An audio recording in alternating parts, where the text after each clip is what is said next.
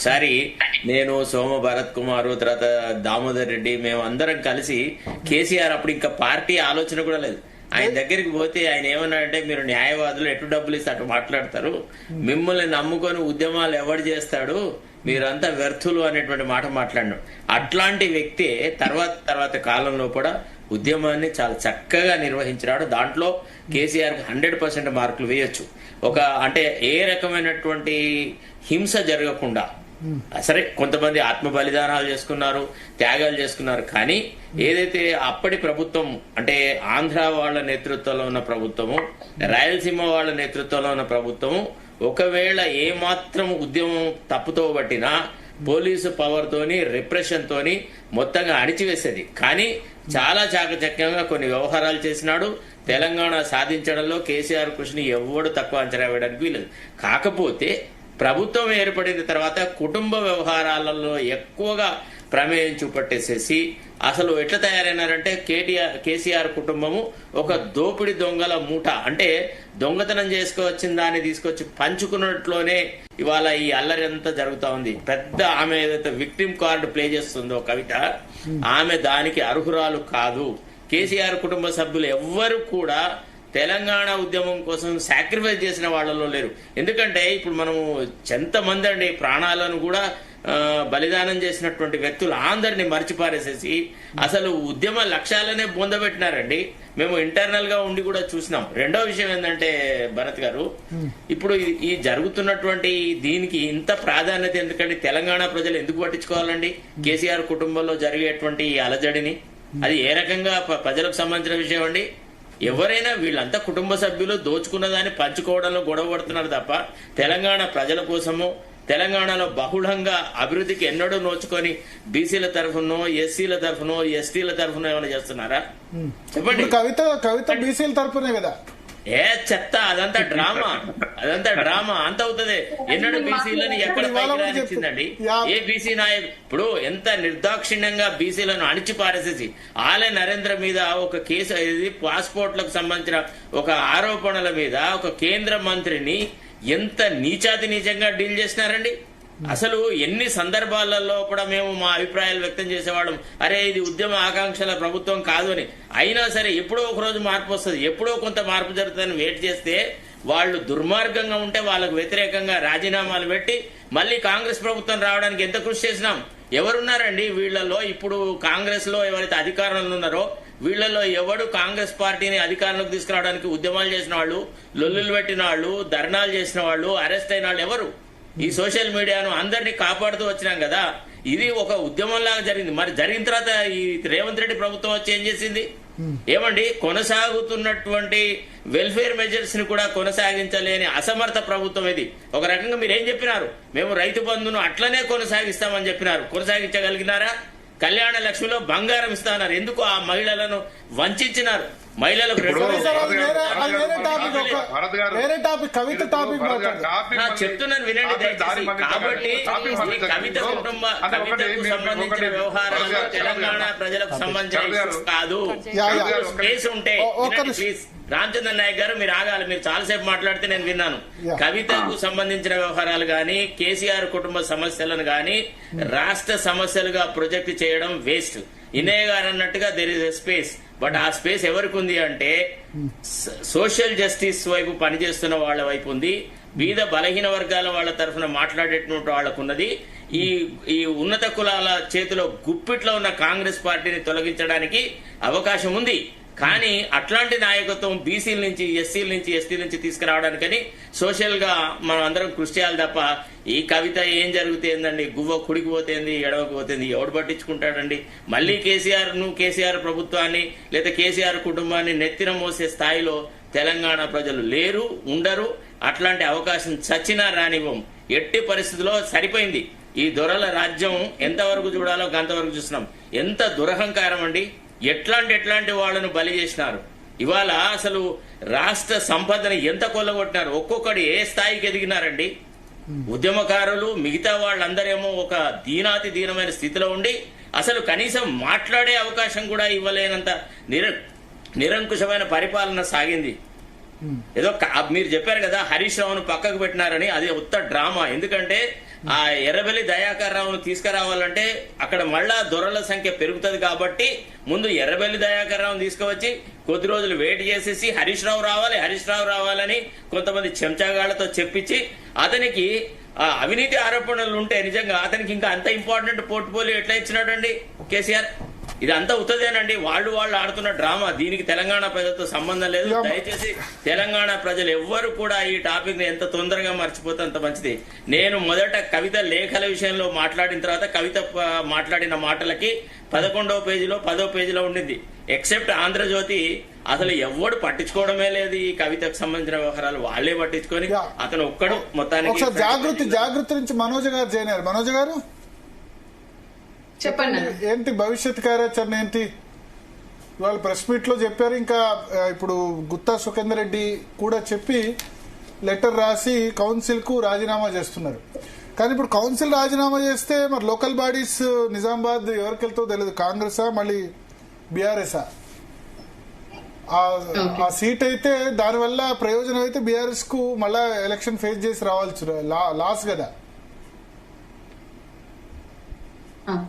ముందుగా panel members కి అలాగే తెలంగాణ ప్రజలకి అందరికి నమస్కారాలన్నా. ఈ రోజు కవితక్క గారు చాలా క్లియర్ గా చెప్పింది. తను ఏంటంటే పార్టీ నిజంగా కూడా సస్పెండ్ చేస్తది అని మేమెవరం ఊహించింది కాదు. ఎందుకంటే మాలాంటి వాళ్ళం ఎంతో మంది పార్టీ కోసం పనిచేసిన వాళ్ళం. ఈ రోజు కవితక్క గారిని సస్పెండ్ చేయడం ఇది మాకు ఒక బాధాకరమైన విషయం. నిన్నటి నుండి కూడా మాకు నిజంగా కూడా ఇది మేము కోలుకోలేని విషయం కాబట్టి మేము భవిష్యత్ కార్యాచరణ అంటే ముందు ప్రిపేర్ అయ్యి లేము కాబట్టి భవిష్యత్ కార్యాచరణ అనేది అక్క కూడా ఏమనుకోలేదు, మేము కూడా ఏమనుకోలేదు. ఈ రోజు పార్టీకి సభ్యత్వానికి కూడా రాజీనామా ఇచ్చి రావడం జరిగింది. అలాగే కౌన్సిల్ లో కూడా సార్ చైర్మన్ గారు లేకపోయినా కూడా అక్కడ ఓఎస్టీకి ఇచ్చి రావడం జరిగింది. ఈ రోజు నిజంగా కూడా ఏదైతే కవితక్క గారు ఇప్పుడు అన్న వాళ్ళు మాట్లాడిన దాంట్లో కొన్ని క్లారిఫికేషన్. 2012 లో కేటీఆర్ గారిని కేసీఆర్ గారు కేటీఆర్ గారిని కవిత గారిని తీసుకొచ్చిండ్రు ఉద్యమంలోకి అని చెప్పేసి 2009లోనే కేటీఆర్ ఎమ్మెల్యే. అదే చెప్తున్నా. 2006 లో కవితక్క గారు ప్రత్యక్ష రాజకీయాల్లోకి వచ్చిండ్రు. 2007 లో జాగృతి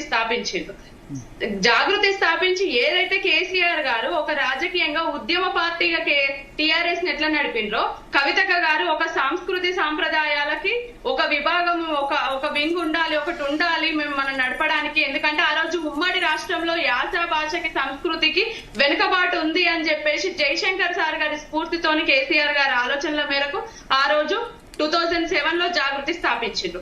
ఆమె వాళ్ళ కాంట్రిబ్యూషన్ ఏముంది అని అడుగుతుంది. నేను కవితక్క గారి కాంట్రిబ్యూషన్ గురించి మాట్లాడుతున్నా. తెలంగాణ ఉద్యమంలో ఆమె ఎంత కష్టపడ్డారు అన్నది అక్కడ ఉన్న విఠలన్న కూడా చాలా సార్లు చెప్పిండ్రు. నేను చాలా సార్లు ఆయన కలిసి పనిచేసిండ్రు. ఆయన కూడా నేను చాలా సార్లు విన్నా. అన్నకు కూడా తెలుసు అక్క ఎంత కష్టపడ్డారు అన్నది. 2007 నుండి ఇప్పటి వరకు కూడా కవితక్క గారు ఏ అంశం తీసుకున్నా కూడా ఒక party BRS party TRS party తోని సంబంధం లేకుండా ఇండిపెండెంట్ గా తెలంగాణ జాగృతి ఆధ్వర్యంలో ఎన్నో ఆ రోజు ఉమ్మడి రాష్ట్రంలోనే అంబేద్కర్ విగ్రహం గురించి పోరాటం చేసినా కూడా, కోటి లింగాల కోసం పోరాటం చేసినా కూడా ఏ అంశాన్ని మహిళా రిజర్వేషన్ కోసం ఈ రోజు కవితక్క గారు కొత్తగా రామచంద్ర గారు ఈ రోజు బీసీల గురించి కవితక్క గారు కొత్తగా మాట్లాడింది కాదు. ఆ రోజు మహిళా రిజర్వేషన్ బిల్లు కోసం జంతర్ మంతర్ దగ్గర ధర్నా చేసిన రోజే ఆ రోజు మీడియా వాళ్ళు అడిగిండ్రు మరి ఓబీసీ మహిళలకు ఎట్లా న్యాయం చేద్దాం అనుకుంటున్నారు. ఆ రోజు అక్క చెప్పారు నెక్స్ట్ నా పోరాటం బీసీల గురించే అని.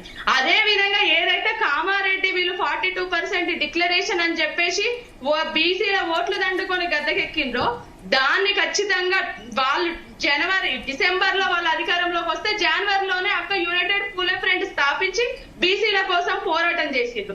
జైలుకి వెళ్ళి వచ్చిన తర్వాత కూడా తను బీసీల కోసం పోరాడుతూనే ఉన్నారు. రౌండ్ టేబుల్ సమావేశాలు కానివ్వండి ఎక్కడికక్కడ చేస్తున్నారు. అంటే మా దృష్టిలో కవితక్క గారు ఇప్పుడు మీరు ఒక మాట అన్నారు సస్పెండ్ చేస్తామని ఊహించలేదు కానీ కావాలని సస్పెండ్ చేయించుకున్నారు, మీరు అక్కడ దాకా తెచ్చుకున్నారు అనే వాళ్ళు కూడా ఉన్నారు. అదే అనేవాళ్ళు చాలా అంటారన్న. కవితక్క గారు పార్టీ బయటకు పోవాలని డిసైడ్ అయ్యారు కాబట్టి సింపతి రావాలనే ఉద్దేశంతో రోజుకో విధంగా మాట్లాడుతూ వచ్చారు, ఒక్కొక్కరిని టార్గెట్ చేస్తూ వచ్చారు. ఇగ్నోర్ చేశారు కేసీఆర్ కొద్ది కాలం, కానీ తప్పనిసరి అయిందని బీఆర్ఎస్ వాళ్ళు అంటారు. పార్టీని బీఆర్ఎస్ వాళ్ళు ఈ రోజు చాలా మాట్లాడతారు. పార్టీ నుండి సస్పెండ్ చేయాలి అని చెప్పేసి అక్క కోరుకునే వాళ్ళైతే పార్టీలో కొన్ని తప్పు ఒప్పులు ఉన్నాయి, వాటిని సర్దిద్దుకోండి అని చెప్పారు కదా. ఈ రోజు కవితక్క గారు తన లేఖ లీక్ చేసిండ్రు. ఆ లేఖలో కూడా అసలు అక్క రాసిన దాంట్లో ఒక్క విషయం కూడా, ఒక్క పాయింట్ కూడా తప్పులేదు. అంటే గ్రౌండ్ లెవెల్లో ఉన్న కార్యకర్తలు అందరికీ తెలుసన్న 10 సంవత్సరాలు టీఆర్ఎస్ పార్టీ అధికారంలో ఉన్నప్పుడు కూడా కవితక్క గారి దగ్గర గ్రౌండ్ లెవెల్లో ఉన్న కార్యకర్తలకు కూడా యాక్సెస్ ఉంది. అప్పుడు అక్కతో అన్ని చర్చించే వాళ్ళం. ఏదైతే కవితక్క గారు గ్రౌండ్ లెవెల్లో ఉన్న కార్యకర్తలు ఏవైతే అనుకున్నారో ఆ విషయాలే అక్క గారు లెటర్ లో రాసిండ్రో ఆ విషయాలే అక్క చెప్పిండ్రు. అంతే తప్ప దాంట్లో పార్టీ ఒకసారి విఠల్ గారు ఇంటర్వ్యూ కావాలనుకుంటారు. మనోజ గారు, నేను కవితక్కతో 2005-06 నుంచి ఆమె జాగృతి పెట్టాలా వద్దా అనే దశ దగ్గర నుంచి మీడియా హౌస్ లో పనిచేసిన. నేనేమంటున్నా అంటే ఇవాళ టీఆర్ఎస్ అనే పార్టీని బీఆర్ఎస్ గా మార్చారు. దానిలో 1400 కోట్లు 1200 కోట్ల రూపాయలు ఉన్నాయి. తెలంగాణ ఉద్యమకారులు అమరవీరులు 1200 కుటుంబాలు ఉన్నాయి. రేపు కవితక్క ఆ 1400 కోట్లు 1200 మంది కుటుంబాలకి ఒక్కొక్కరికి తలా ₹1 ఇవ్వాలని అమర దీక్ష కూర్చోమని చెప్పండి. నేను చెప్పినా అని చెప్పండి కవితక్కకి. నేను కూడా వచ్చి కూర్చుంటా అక్కతో పాటు. ఇప్పుడు మనం ఆల్రెడీ 10 సంవత్సరాలు పదవులు ఉన్నప్పుడు చేయాల్సింది చేయలే. అప్పుడు బీసీలు గుర్తుకు రాలే. ఆలయ నరేంద్రని తోసినప్పుడు ఒక నిమిషం ఆగక విజయశాంతి గారు కష్టపడలేదా? శోభక్క కష్టపడలేదా? కవిత గారి కన్నా ఎక్కువ కష్టపడ్డ చాలా మంది ఉన్నారు. కవిత గారు 2001లో లేరు. నేను జైలుకు పోయినప్పుడు మాతో పాటు కేసీఆర్ కూతురుగా ఆమె గుర్తింపు వచ్చింది, గౌరవం వచ్చింది.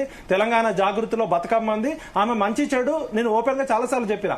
నేను కవితకి స్పష్టంగా రిక్వెస్ట్ చేస్తున్నా, డిమాండ్ చేస్తున్నా. మీరు ఇలా టీఆర్ఎస్ పార్టీలో బీఆర్ఎస్ పార్టీలో చాలా మంది అవినీతి బయట పెడుతున్నారు కదా. రేపు సెంట్రల్ విజిలెన్స్ కమిషన్ కి, ఏసీబీకి, హైకోర్టు జడ్జికి, ఇన్కమ్ ట్యాక్స్ డిపార్ట్మెంట్ కి, స్పీకర్ కి ఆదాయానికి మించిన ఆస్తులున్నాయి. 2001లో వీళ్ళ ఆస్తులు ఎంత, 2014లో వీళ్ళ ఆస్తులు ఎంత, తెలంగాణ సంపదని జలగల్లాగా పీల్చి పిప్పి చేసిన అందరి లిస్టు బయట పెడదాం. ఫస్ట్ ఆ 1200 మంది చనిపోయిన వాళ్ళకి టీఆర్ఎస్ పార్టీ అకౌంట్ లో ఉన్న 1500 కోట్లు బీఆర్ఎస్ ఆస్తి కాదు, అది టీఆర్ఎస్ ప్రజల ఆస్తి. అమరవీరుల కుటుంబాలకు చెందే విధంగా కవితకు అమర దీక్ష చేస్తే నేను కూడా వచ్చి కూర్చుంటా. ఎంత దాకైతే అంత దాకా కొట్లాడదాం. మీరు పదవిలో ఉన్నప్పుడు ఒక మాట, అంటే మహిళల్ని గ్యాంగులు రేపులు చేసినప్పుడు మాట్లాడలే. ఇవాళ ఎంతో మంది సూసైడ్ చేసుకున్నారు. మరి నేరెళ్ల ఇష్యూ ఇప్పుడు చెప్తుంది. నేరెళ్లలో 8 కుటుంబాలు దళితుల్ని సంసారానికి పనికి రాకుండా కొడితే ఇప్పటికి కూడా వాళ్ళు నడవలేకపోతున్నారు. మా అన్న కేటీఆర్ కాదు యాపీరావు అనేటోడే చేసిండని ఇసుక లారీలు పెట్టి తొక్కిచ్చారు కదా. ఇవాళ ఆర్టీసీ కార్మికులు చచ్చిపోయినప్పుడు ఎవరు మాట్లాడలే. కొండగట్టు జాతరలో పిల్లలు చచ్చిపోయినప్పుడు ఎవరు మాట్లాడలే. ఇంటర్మీడియట్ పిల్లలు 32 మంది చచ్చిపోయినప్పుడు ఎవరు మాట్లాడలే. అంటే సావులప్పుడు త్యాగాలప్పుడు మాత్రం మాట్లాడడం. మీ కుటుంబంలో ఆస్తుల పంపకం కోసం ఆయనకి హరీష్ రావుకి ఇంపార్టెన్స్ ఉంది, సంతోష్ రావుకి ఇంపార్టెన్స్ ఉంది. కన్న కూతురుకే కంట్రోల్ చేయలేని కేసీఆర్ ఏ విధంగా నాయకుడు అవుతాడు? ఇంకా వీళ్ళ కుటుంబాన్ని పట్టుకొని మనం ఉండాల్సిన అవసరం ఏముంది? కవితక్క ఆస్తులు లేవా? కవితక్క బ్యూటీ పార్లర్ పెట్టినప్పుడు నాకు తెలియదా? కవితక్క డబ్బులు లేక నాకే 1 year శాలరీ ఇవ్వలే, నేనే బాధితుడిని ఫస్ట్. మరి కవితక్క ఆస్తులు ఇవ్వాలి, ఆమె కూడా ప్రకటించాలి. కవితక్క నాకు ఇన్ని ఆస్తులు ఎక్కడి నుంచి వచ్చినాయి, తెలంగాణ జాగృతి పేరుతో నేను ఎంతమందికి చేసిన. ఇప్పుడు గొంగట్లో కూర్చొని ఎంటుకలు ఏరుకుంటే కురాలు మొత్తం కేసీఆర్ కుటుంబమే, కాలకేయ కుటుంబము, వీళ్ళంతా తిహార్ జైల్లో ఉండాలి. కవిత ఒక్కతే తిహార్ జైలుకు పోయింది. హరీష్ రావుని, సంతోష్ రావుని, కేసీఆర్ ని అందరినీ కూడా జైలుకు పంపించి వీళ్ళ ఆస్తులన్నీ అటాచ్ చేయాలి. 2001లో వీళ్ళ ఆస్తులు ఎంత, 2014లో వీళ్ళ ఆస్తులు ఎంత, 2025లో ఆస్తులు ఎంత? వీళ్ళు ఏమన్నా రాకెట్లు కనిపెట్టిరా, సాఫ్ట్వేర్లు కనిపెట్టిరా? 1000 కోట్ల ఆస్తులు. ఇవాళ పక్కనున్న రమ్యారావు వాళ్ళ నాన్న రాఘవరావుని చంపినప్పుడు ఎందుకు చంపారో మీకు తెలుసా? కేసీఆర్ గారు ఎక్కడ ఉన్నారో మీకు తెలుసా? అంటే త్యాగాలు ఒకటి, భోగాలు ఒకటి. ఇదే రమ్యారావు రోడ్ల మీదకి వచ్చి మా కుటుంబం ఇట్లా అన్యాయమైంది, ఇట్లా యాపీరావు అనేటోడు చేస్తున్నప్పుడు కవితకు ఒక్క రోజన్నా మాట్లాడిందా? అంటే నీ దాకా వస్తే ఒక మాట, ఇంకొకళ్ళకి వస్తే ఒక మాట. తెలంగాణ సమాజం మిమ్మల్ని ఒక్క నిమిషం కూడా భరించదు. మీది కాలకేయ కుటుంబము. నేను రిక్వెస్ట్ చేస్తున్నా కవితక్క, నీకు నేను ఒక తమ్ముడుగా, ఒక మిత్రుడు అడిగాను చెప్తున్నా, ఇమీడియట్ గా రేపు 1200 కుటుంబాలకి ఈ దోపిడీ దొంగల సొమ్ము అంతా కక్కియాలి. శరత్ గారు, మనం అవసరమైతే టీఆర్ఎస్ పార్టీలో ఉన్న 1500 కోట్లు అది తెలంగాణ ప్రజల ఆస్తి. అది వీళ్ళ అయ్య సొత్తు కాదు, వీళ్ళ అబ్బ సొత్తు కాదు. ప్రతి ఊర్లో టీఆర్ఎస్ పేరు మీద భవనాలు ఉన్నాయి, అవన్నీ ఉద్యమకారులకు చెందాలి. 1500 మంది పిల్లలు చచ్చిపోతే వచ్చిన తెలంగాణ. కేసీఆర్ తన ఫామ్ హౌస్ అమ్మి తీసుకురాలే, కవిత తన మెడలో బంగారం అమ్మి తీసుకురాలే. వీళ్ళంతా ఉద్యమం పేరుతో డబ్బులు సంపాదించరు. ఒకటి ఎక్కువ సంపాదించవచ్చు, ఒకటి తక్కువ సంపాదించు. అందరూ ఒకే తాను ముక్కలే. కవితక్క అధికారంలో ఉన్నప్పుడు ఎందుకు మాట్లాడలేదు? ఒకసారి ఒక్క నిమిషం అందరికి ఇస్తారు. ఒక్కసారి వి ప్రకాష్ గారు చేరారు. ఒక్క నిమిషం. ఇప్పుడు అన్న చెప్పినట్టు ఆ నేరెళ్ల ఘటనకు సంబంధించి ఢిల్లీ నుంచి మా మీరా కుమార్ గారి ఆధ్వర్యంలో మేమందరం, అప్పుడు సబితా ఇంద్రారెడ్డి గారు మా దగ్గరనే ఉన్నారు, మేము రాష్ట్ర నాయకులతో పాటు జిల్లా స్థాయి నుంచి అందరం కూడా ఆ సిరిసిల్లకు ఆ ఘటన దగ్గరికి వెళ్లి ఆ బాధితులతోటి మాట్లాడి అప్పుడు అక్కడ అంత పరిస్థితి ఏంది అని తెలుసుకుంది మేము, క్షేత్రస్థాయిలోకి వెళ్ళింది మేము. మరి అప్పుడు ఎందుకు మాట్లాడలేదు కవిత? ఇంకొక అంశము, ఆ నేరెళ్ల ఘటనకు వెళ్లే ముందే ఈ కవితది గాని నాది గాని మా అమ్మమ్మ గారు కొదురుపాక, ఆ గ్రామానికి దత్తత వచ్చిన సంతోష్ వాళ్ళ నాన్న ముంపు గ్రామాల్లో కొదురుపాక అనే గ్రామం పోతే బిలో పావర్టీ కింద 200 గజాల జాగను కూడా వదిలిపెట్టకుండా ఆయన చెల్లైన సౌమ్య, ఆయన బాబాయ్ అయిన రమణారావు, సంతోష్ వాళ్ళ నాన్న మొత్తం మంది పేరు మీద పేదలకు చెందాల్సిన భూమిని కూడా వీళ్ళు అన్యాయంగా తీసుకుంటే దాని గురించి మాట్లాడిన, అక్కడ బుల్డోజర్లతోటి ఇల్లు గుల్లగొట్టిస్తుంటే నేను గజ్జల కాంతమన్నతోటి లైవ్ లో వెళ్ళి అడ్డుకున్నా, నడి రోడ్డు మీద కూర్చున్నా. అప్పుడు ఎందుకు మాట్లాడలే? అప్పుడు ఎందుకు కవిత కనబడలే? అఫిడవిట్ లో కూడా దొంగతనంగా చూపించిండు అని ప్రతిదీ కూడా నేను ఎవిడెన్స్ తోటి అథెంటిక్ గా మాట్లాడినా. ఆ రోజు ఎందుకు మాట్లాడలేదు కవిత?